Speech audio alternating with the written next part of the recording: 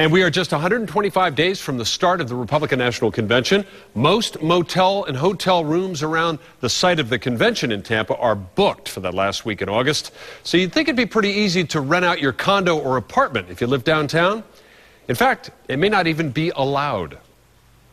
If you search for RNC rentals on Craigslist, you'll find dozens of homes and apartments available for several hundred to several $1,000s per night.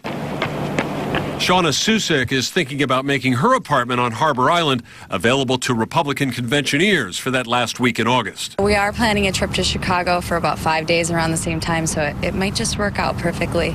But it's not that simple. Deborah Oxley with Keller Williams Realty in Channelside said most buildings forbid short-term rentals less than 7 months. Is that pretty standard? That is very standard in downtown Tampa. And many apartment managers don't allow subleasing at all. Deborah actually had what she called a high-visibility person willing to lease space in the Grandview on Harbor Island for more than $30,000 during the convention. Was it Chuck Norris? The Palin family? She wouldn't say. I really would prefer not to. They had asked me not to when we were dealing with them.